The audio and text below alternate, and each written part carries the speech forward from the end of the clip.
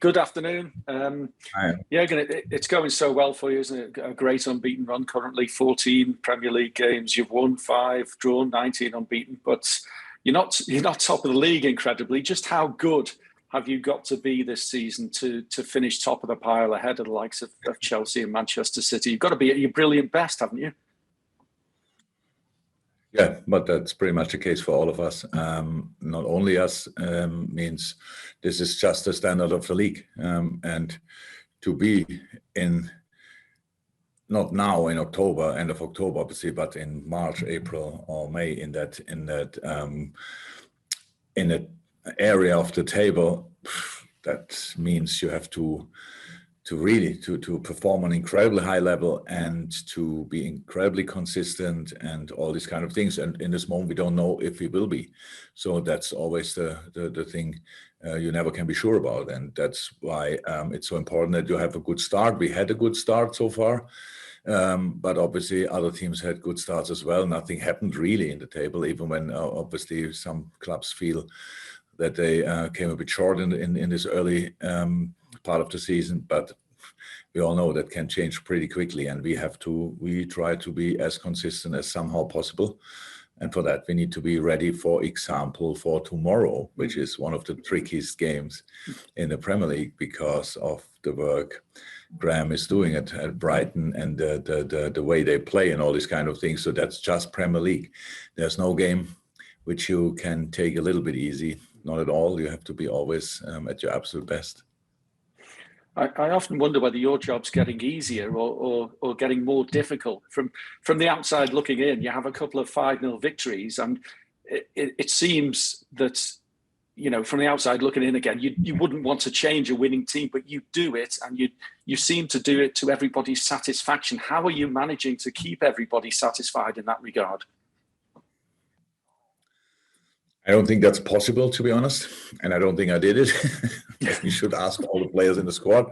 But it's look, the thing we have to do is to win football games, and especially when you play for Liverpool, and when you are in football, you learn early that you have to accept the decisions a manager makes, and my team is doing that, obviously. That doesn't mean that they're always happy about the decision. They just accept them. And the job of the player is to be always that determined, that good in training, that you are in a moment when you can come in, that you are really influential. That's the deal. And it's not a deal here. That's a deal everywhere in each football team of the world. And that's the case here as well. So I don't try to keep them happy. Yes, I want them all to be happy, but I want them to be angry as well when we play an opponent who wants the points, our points, if you want, and all this kind of thing. So it's just the things we do over the weeks, during the weeks, and over the months, and that's the situation we are in. And it's nothing happened yet. We have, what is that, match day 10 now, right? 10. Yes. Come on. 28 after that to come, so that's obviously nothing happened, and it's just a really okay start so far. But even in the start, we had our downs with maybe not result-wise too much, but we had moments where we were all not happy with and all these kind of things. So we have constantly things to improve, and that's the only thing we are concerned about, and not that we won games with a ridiculous what is that, result or whatever, where you think, okay, how can that happen constantly? And it will not. And we are not silly enough to think that to win a football game, first and foremost, you have to make sure that you are ready to defend. And that's what we try to make sure for tomorrow again. And all the rest is then how you build on that. And we will see how we can do it. Well, we know you have to make at least one change from last weekend's win at Manchester United because James Milner is not available. But how are the others in Naby Keita, Fabinho and Thiago?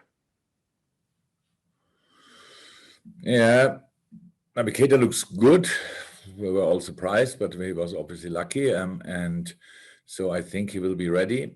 With Fabinho, it doesn't look that good. It's a bit more complicated, not too complicated, but complicated enough to keep him out now again, probably. I still wait for last news, but he was not in team training yet. And that means that's never a good sign. And Thiago was first time yesterday in team training. We did a session where he could be part of pretty much the whole session. That doesn't mean he's ready to play a football game, unfortunately. So we will see what we do with him, but he's closer than he was last week, much closer. And now we have to see what we do with that. Thank you, Alan. We'll go to Anita for the next two for Premier League Productions. Afternoon, Jürgen. How are you? Hello, I'm good. And you? I'm fabulous. Thank you for asking. You touched on how tomorrow's going to be one of your trickiest games in the season. Of course, your side are aware of the dangers that this Brighton side can pose. Given your stats so far, though, you're unbeaten, 6 clean sheets, and you're averaging 3 goals per match. What kind of challenge are you expecting this time round? I'm not sure if you saw the game with Brighton City last week. So it looks like from the scoreline a pretty clear thing. And maybe the first half, City was really good, but the goals were, I think 2 goals were in the first half were counter-attacking goals. So that says already that. When you then look at the possession, I think it was 52-48, if I'm 100% right, but it was a big one for Brighton. That's a football playing side and not just playing football. They are a real threat. They try to create, they defend well. I think didn't score yet incredible, like big amounts, like I think 9 goals, but I conceded only 9 and 4 of them in the last game, which was really a strange one from conceding point of view. I think there would have been, probably there was a shout that the first goal could have been a foul on the goalie, maybe. And then you never know how that game will be. And I mean, I saw the second half as well, obviously. They were incredible. It just you have to keep the ball like they did and to pass the ball like they did against City is a really difficult thing to do, and they did it. So we know what they are capable of, but we are not City, and we play obviously slightly different. And yes, that's what we want to do as well. We want to cause them problems. And yes, we lost the last game against Brighton here. I think it was the last game, was it? So so that's another warning sign. Not that I needed it, but it is. And but the big difference, obviously, Anfield will be packed, and that helps us usually. And but not alone. We have to be really good. We have to be really good, and we need the people with the right understanding tomorrow. This is not a game where you dominate an opponent or stuff like that. They will have their moments. That's not to avoid. That says everything about the quality of Brighton. So they will have their moment there. We have to run a lot. We have to close gaps. We have to be really spot on defending wise, and then obviously with the ball as well. So it will be a tough one, but I'm looking forward to it. And I couldn't respect more what Graham is doing there, because I'm really a big admirer of his work. It was always difficult since he's there. And yeah, I have to say, it's a top class manager. Nothing else to say. Quite a few of you seem to be an admirer of his work. You mentioned a few moments ago how you have this selection headache across many areas of the pitch. I just wonder, with Konaté's performance against Manchester United, is that one more selection headache for you in terms of who you feel is best to partner alongside Virgil van Dijk? I wouldn't call that a headache, but yeah, a few decisions I have to make. Obviously, that's how it is. Thank God. It's always a good sign when you can make decisions, or when you have to make decisions, because it means you have options. Really bad times are when you don't have options and the decisions are pretty much in front of you and you have no influence on it. So yeah, there are some, but not too many, obviously, and not too difficult. And it's always about the who's in the moment, who looks in the moment the most likely to help us to win a game. And that's this decision I make already for a few years, and I will do it this time as well, and hopefully again will be the right one. Okay, just before we go around the room, a reminder, we will do a breakout when we get to the daily section. I'll remind everyone just before we get to that, we'll need hands up for those who want to come into that section. In order, we'll go Ian from TalkSport, and then Carl Woodward and Carl Markham. But Ian next. Good morning, Jürgen. How are you? You all right? I'm good. And you? Very good, thank you. Pre-pandemic, your team went almost until March unbeaten. Everybody thought you were going to be the next Invincibles. And I'm not suggesting that right now, but you are the only unbeaten team in the Premier League left. So can you compare this team with that one from 18 months, 2 years ago, in terms of their form, and how much better do you think they can still get?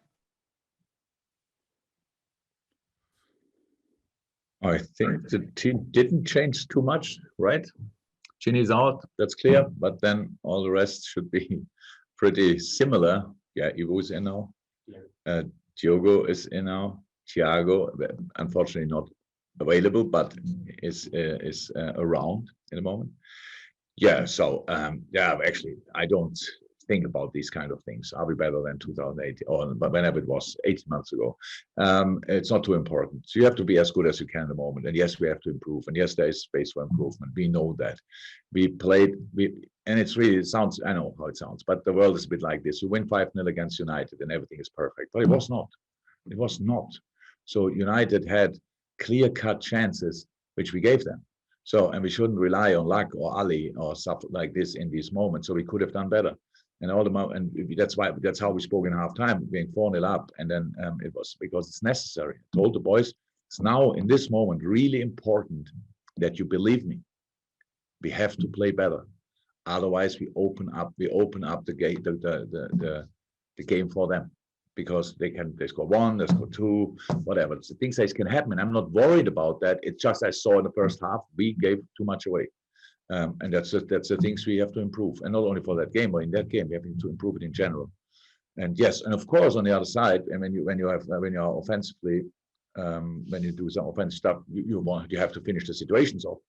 And there are moments when it obviously clicks, when it's clicking, and other moments where it's not clicking. And the moments so far it clicked in a lot of moments. That's why we have some really impressive score lines. But we don't expect that to happen all the time. And we have no problem with winning a game 1-0.